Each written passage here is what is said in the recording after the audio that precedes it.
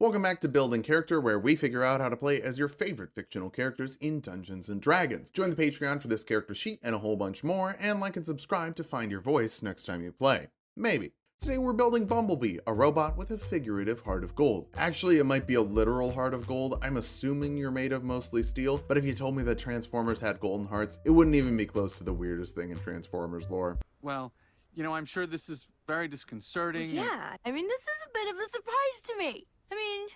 You're a bee. Yeah.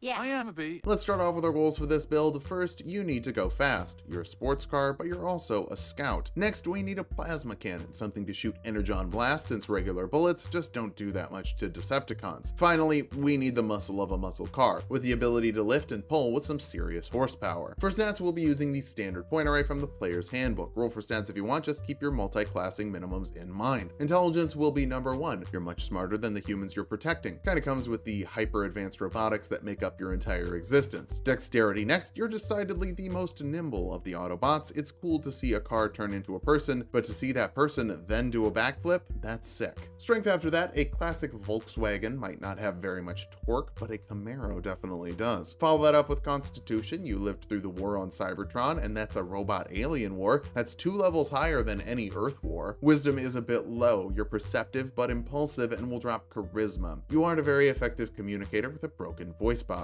I'm gonna make Bumblebee a Kenku. I'm making Bumblebee a Warforged. I thought about Kenku, but you're a robot with a broken talker, not a bird who was cursed. There's a difference. I didn't even think about Variant Human because he isn't a human, but your comment was very funny. Everyone give them a big haha in the replies. Warforged get +2 Constitution and +1 Intelligence if you want Intelligence. That's the one I want. Your Constructed Resilience gives you resistance to poison damage and advantage on saves against being poisoned. You also don't need to eat, drink, or sleep. Instead, you can take a sentry's rest, letting you stay alert, but stand still for the benefits of a long rest. Just go on sleep mode. But you should power down your appliances in real life. That uses a lot of energy and could save you a couple bucks on your electric bill. You can also merge with armor you're proficient with, thanks to integrated protection, giving you +1 to your AC and stopping anyone from taking it off without your permission. Your armor is just sort of you. It'd be awkward if people could take you off of you. For your free skill, grab History to remember the war for Cybertron. Round out your background with Perception and Persuasion skills. We're just building our own. I feel like you're definitely a custom Camaro. Those can't be standard features. We'll kick things off as a rogue, because rogues get a lot of skills like athletics, acrobatics, stealth, and performance. The first 2 are for combat, the last 2 are so you can pretend you're just a normal car, no funny business here. You get expertise with 2 skills, doubling your proficiency bonus with them. Athletics will help your towing capacity, and acrobatics will help you break grapples if you don't want to get hugged by Megatron, even if the dude could seriously use a hug. Rogues also get sneak attack, letting you add an extra d6 of damage to an attack when you have advantage on the roll, or an ally within 5 feet of the target. You and Optimus are pretty good buddies. He's got to have leadership bonuses, work together, and take the evil cars down. You have to be using a finesse or a ranged weapon. Ranged weapons are definitely your cup of tea, or I suppose octane level would be a more accurate term for you than cup of tea. Second level rogues get cunning action, letting you dash, disengage, or hide as a bonus action on your turn, helping you flip on the NOS to get out of dodge, or even get out of Chrysler. Third level rogues can choose a roguish archetype, and if you're a scout, be a scout. That'll give you nature and survival skills for free, as well as expertise in those skills. Survival will help you track, nature will help you hide out in the woods sometimes.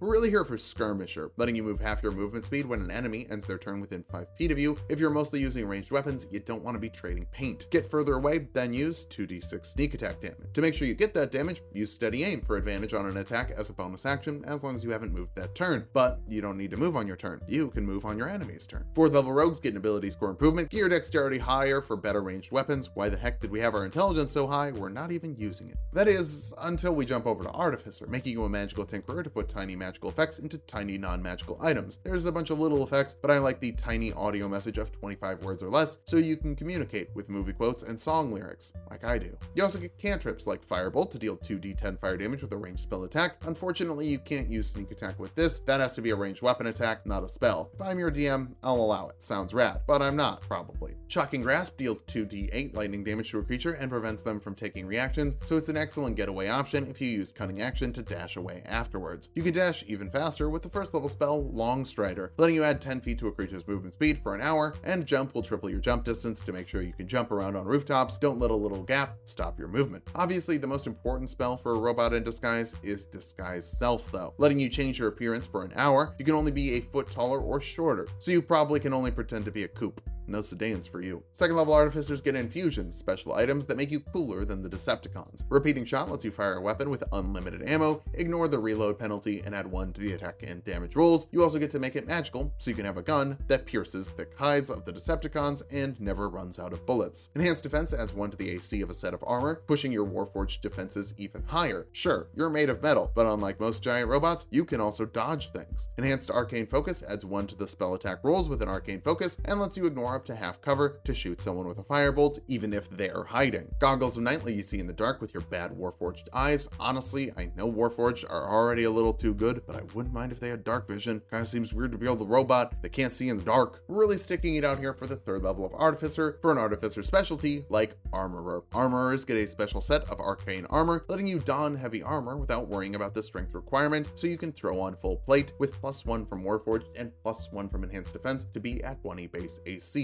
I like that. It makes me feel nice. If you choose the Infiltrator model, you also don't have to worry about disadvantage on stealth checks since it clears that out for you, while also adding 5 feet to your movement speed and giving you a lightning launcher, a special simple ranged weapon that deals 1d6 lightning damage and an extra d6 of lightning damage once per turn. Also, since it's just a simple ranged weapon, it makes ranged weapon attacks, meaning sneak attack lightning damage. I love this combo so much. My next PC is gonna be a rogue armorer. It's so weird, but it works so well, like peanut butter on a cheeseburger. You also get extra spells like Magic Missile to fire 3 darts of force damage that deal 1d4 plus 1 force damage each if you need some homing rounds. Thunder Wave forces a Constitution saving throw on creatures in a 15-foot cube in front of you, dealing 2d8 thunder damage to those that fail and pushing them 10 feet away from you, half damage and no pushing if they succeed. Use a little force blast to keep people from getting close to you. Bad guys, not humans. They're gonna bond with you pretty quickly. It's nice to be close to humans. Fourth level artificers get another ability score improvement. We're gonna go for some more intelligence. There really isn't a reason to invest in dexterity now beyond skill checks and saving throws. Your ranged weapons can use your intelligence. Your AC is coming from raw plate mail. Intelligence will also help your firebolts. You definitely have some hotter ordnance than just bullets. Fifth level armorers get an extra attack, letting you make 2 attacks instead of 1 with your action. Important note, sneak attack can only pop once per turn, but it's not like having a second attack hurts you, it hurts other people. You also get second level spells like Shatter, forcing a Constitution saving throw on creatures in a 10-foot radius sphere, dealing 3d8 thunder damage to those that fail. Creatures made of inorganic material have disadvantage on this saving throw, so it's super effective against other robots. That's free as an armorer. Enlarge Reduce is another spell that lets you make a creature 1 size larger, giving them advantage on strength checks and saves, adding a d4 of damage to their weapon attacks, not just strength weapons, so you can get truly Transformer size and really launch that lightning. This isn't as much of a priority for B. He's like slightly taller than a human most of the time, but it's inconsistent. You can also impose the opposite effects on a creature, but they can make a Constitution saving throw to resist, and also it's not in character. However you use it, it lasts for a minute depending on your concentration. You can actually pair this with Disguise Self since it doesn't require concentration, meaning you can pretend to be a taller creature. It's sedan time, baby. 6th level artificers get tool expertise, giving you expertise with tools you're proficient with, like smiths from armorer, tinkerers from artificer, or thieves from rogue. That should help you make some fancy pants weapons for yourself. You're literally arming yourself. Speaking of, you can grab 2 more infusions. Enhanced weapon adds 1 to your attack and damage rolls with a weapon, could be useful on the lightning launcher, and spell refueling ring lets you recover a spell slot of 3rd level or lower once per day, basically just giving you an extra spell slot. It's going to be more useful later. 7th level artificers get Flash of Genius, letting you add your intelligence modifier to an ability check or saving throw of a creature within 30 feet of you, an amount of times per day equal to your intelligence modifier. You can use these on yourself, but I'd probably give those saving throws to Sam. He has no business being here and you're his only bodyguard. 8th level artificers get another ability score improvement, cap off your intelligence modifier for better spells and lightning shots, but also more opportunities to protect your scrawny human pets. Scrawny human friends. I meant scrawny human friends. 9th level armorers get armor modification, making your armor a bunch of different pieces instead of 1. Now it's a helmet, a chest piece, gauntlets, boots, and a weapon, and you can add 2 more infusions per day than you would normally get. Unfortunately, we can't learn new ones till next level, but hey, at least you get 3rd level spells here. Lightning Bolt is free, forcing a dexterity saving throw on creatures in a 100-foot line, dealing 8d6 lightning damage to those that fail, half as much to those that succeed, for when you really just just need to clear the area. That's free from armor. From the Artificer list, haste doubles a creature's movement speed, adds 2 to their AC, gives them advantage on dexterity saving throws, and an extra action to dash, disengage, hide, use an object, or make one more attack. So with Long Strider up and the Infiltrator armor, that's a maximum of 360 feet in a single round with all 3 of your dashes. That's pretty fast. You can pop the NOS for up to a minute depending on your concentration, but when that's up, you have to take a round off of actions and reactions while your engines cool down. 10th level Artificers are magical item adepts, letting you attune up to 4 magical items at once, and you can learn 2 more infusions. Boots of Striding and Springing triple your jump distance for even more mobility, which pairs well with Gauntlets of Ogre's Strength, which will set your strength score to 19, effectively tripling your strength modifier in 1 level and making you car levels of strong. Your bonuses from Enhanced Defense, Enhanced Weapon, and Enhanced Arcane Focus are also all now +2. They're solid options. I'd say go for Enhanced Weapon, Enhanced Defense, Boots of Striding and Springing, Gauntlets of Ogre Power, Spell Refueling Ring, and Goggles of Night. You don't really need the casting bonuses. Your lightning launcher is going to be better, especially when we go back to Rogue. For more sneak attack damage, it's 3d6 at level 5, and you get Uncanny Dodge, letting you reduce incoming damage by half as a reaction if you can see the source of damage. Despite being a speedy boy, you're also going to be a heck of a tank. 6th level rogues get another set of expertise. We're going to go for stealth and performance. You've been a robot, now we need to get you in disguise. 7th level rogues get evasion, letting you take half damage from a failed dexterity saving throw and no damage on a successful one, so you'll always just dive out of the way of explosions. And if Michael Bay is making the movie, there's going to be some explosions. You also get 4d6 sneak attack damage here, so you'll be really great when you've got another Autobot in melee range. 8th level rogues get another ability score improvement or a feat. The Sharpshooter feat lets you fire at max range without disadvantage. You could ignore all but full cover and take a -5 penalty to your attack rolls to add 10 to the damage rolls with a ranged weapon. With your enhancements on, that penalty is way less severe. 9th level scout rogues get superior mobility, adding 10 feet to your movement speed permanently. That boosts you up to 55 base speed with Long Strider, 110 with haste, and 440 after all of your dashes, making you as fast as some sort of